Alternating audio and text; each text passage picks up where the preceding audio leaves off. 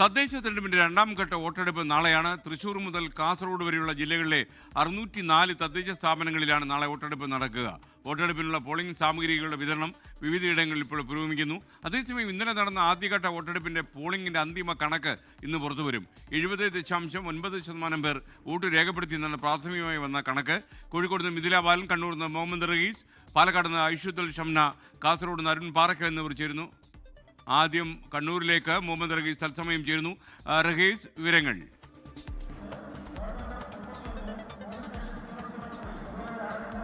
SKN രാവിലെ മുതൽ തന്നെ പോളിംഗ് സാമഗ്രികളുടെ വിതരണം തുടങ്ങിയിരിക്കുകയാണ്. ഞാനിപ്പോൾ ഉള്ളത് ഈ ഗവൺമെന്റ് VHSSലാണ്. കണ്ണൂരിന്റെ ഹൃദയഭാഗത്തുള്ള സ്കൂൾ. ഇവിടെ കോർപ്പറേഷനിലേക്കുള്ള പോളിംഗ് സാമഗ്രികളുടെ വിതരണമാണ് നടന്നുകൊണ്ടിരിക്കുന്നത്.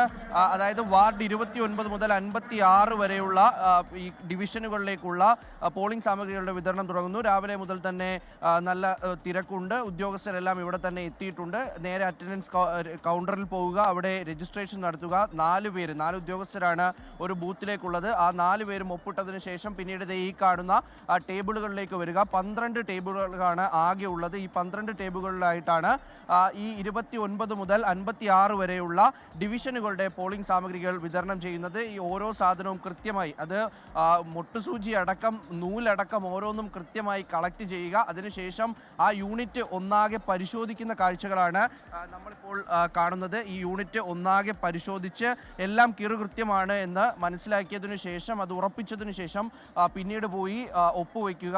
എല്ലാം കൃത്യമായി കിട്ടി എന്നുള്ളത് കാട്ടി ഒപ്പുവെക്കുക. ശേഷമാണ് ഇവർ ഓരോരുത്തരും ഈ പോളിംഗ് ബൂത്തുകളിലേക്ക് പോകുന്നത്. എന്തായാലും രാവിലെ മുതൽ തന്നെ ചുരുക്കം ചില ഉദ്യോഗസ്ഥരടക്കം ബാക്കി എല്ലാവരും ഇവിടെ എത്തിയിട്ടുണ്ട്. കൃത്യമായി ഈ സാമഗ്രികളൊക്കെയും കളക്ട് ചെയ്യുന്നുണ്ട്. ഇവർക്കൊരു നിയമാവലി അല്ലെങ്കിൽ ഒരു കൈപുസ്തകമൊക്കെയും നൽകുകയും കൂടി ചെയ്യുന്നുണ്ട് ഇതിൻ്റെ ഭാഗമായിട്ട്. അങ്ങനെ പല ജില്ലകളിൽ നിന്നുള്ള ഈ പോളിംഗ് ഓഫീസർമാരൊക്കെയും ഇവിടെ എത്തി കൃത്യമായി ഈ പോളിംഗ് സാമഗ്രികൾ കൈപ്പറ്റിക്കൊണ്ടിരിക്കുകയാണ്. എന്തായാലും കണ്ണൂരിനെ സംബന്ധിച്ചിടത്തോളം ഈ പറയുന്ന വിവിധ 20 കേന്ദ്രങ്ങളിലായിട്ടാണ് ഈ മുഴുവൻ സ്ഥലങ്ങളിലെയും, അത് പഞ്ചായത്തുകളിലെയും കോർപ്പറേഷനിലെയും ഒക്കെ നഗരസഭകൾ അടങ്ങുന്ന പ്രദേശങ്ങളിലെയും ഒക്കെയും ഈ സാമഗ്രികൾ വിതരണം നടത്തുന്നത്. എന്തായാലും രാവിലെ ഇക്കാര്യങ്ങളൊക്കെ സുഗമമായി പുരോഗമിക്കുകയാണ്. SKN. ഓക്കെ, ഇനി കോഴിക്കോട്ടേക്ക് മിഥില ബാലൻ ചേരുകയാണ്. മിഥില, അവിടെ എന്താണ് വിവരം? ഈ മൗനപ്രചാരണത്തിന്റെ ദിവസം എന്തൊക്കെയാണ് കാര്യങ്ങൾ?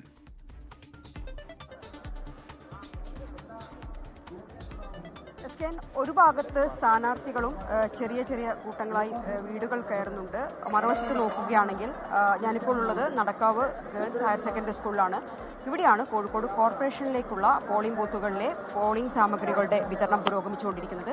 8 മണിക്ക് തന്നെ നടപടിക്രമങ്ങൾ ആരംഭിച്ചു. ഓരോ ആളുകളായി അവർക്ക് നിയോഗിക്കപ്പെട്ട കൗണ്ടറിലെത്തി ഈ സാധനങ്ങളെല്ലാം, അതായത് ഒരു പോളിംഗ് ബൂത്തിലേക്ക് വേണ്ട മുട്ടുസൂചി മുതൽ ബാലറ്റ് യൂണിറ്റ് വരെയുള്ള എല്ലാ സാധനങ്ങളും ഉണ്ടോ എന്ന് നോക്കിയതിന് ശേഷം മാത്രമാണ് അവർ ഈ സ്കൂളിൽ നിന്നും അല്ലെങ്കിൽ ഇവിടെ നിന്നും പുറത്തു പോകുന്നത്. അവർക്ക് എവിടെയാണോ പോളിംഗ് സ്റ്റേഷൻ അനുവദിച്ചിട്ടുള്ളത് ആ സ്ഥലത്തേക്ക് ഈ സാമഗ്രികളുമായി പോകുന്നത്. രാവിലെ നമുക്കിപ്പോൾ കാണാം, ഈ ദൃശ്യങ്ങൾ കാണുന്നത് ഈ സാധനങ്ങളെല്ലാം വാങ്ങാനുള്ള ആളുകളുടെ ഒരു നിരയാണ്. ഇതുപോലെ ഓരോ കൗണ്ടറുകളായി പ്രത്യേകം ഓരോ വാർഡിനായി നൽകിയിട്ടുണ്ട്. അത്തരത്തിൽ ഓരോ ഡിവിഷനായി നൽകിയിട്ടുള്ള സ്ഥലങ്ങളിലെത്തി അവർക്കായി നിയോഗിക്കപ്പെട്ട ഉദ്യോഗസ്ഥർ ഇത് വാങ്ങി എല്ലാം ഉണ്ടോ എന്നത് കൃത്യമായി പരിശോധിച്ചതിന് ശേഷമായിരിക്കും ഇവർ പോളിംഗ് ബൂത്തുകളിലേക്ക് പോവുക. ഇതിപ്പോൾ കോഴിക്കോട് ജില്ലയെ സംബന്ധിച്ച് പറയുകയാണെങ്കിൽ ഇത്തരത്തിൽ 20 കേന്ദ്രങ്ങളാണ് സജ്ജീകരിച്ചിട്ടുള്ളത്.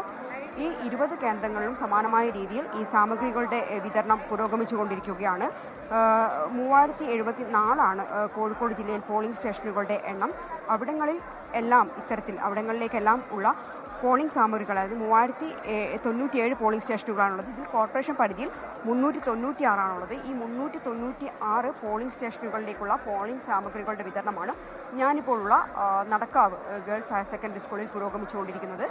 മറ്റൊരു വശത്ത് SKN നേരത്തെ ചോദിച്ചതുപോലെ തന്നെ ഒരു ഭാഗത്ത് നോക്കുകയാണെങ്കിൽ ഇന്ന് നിശബ്ദ പ്രചാരണമാണ്. അതുകൊണ്ട് തന്നെ പരമാവധി വോട്ടർമാരെ നേരിൽക്കണ്ട, അതായത് വിട്ടുപോയ ആരെങ്കിലും ഉണ്ടെങ്കിൽ അവരെ കണ്ട് വോട്ട് ഉറപ്പിക്കാനുള്ള ഓട്ടത്തിലാണ് സ്ഥാനാർത്ഥികളെല്ലാം തന്നെ ഉള്ളത്. SKN.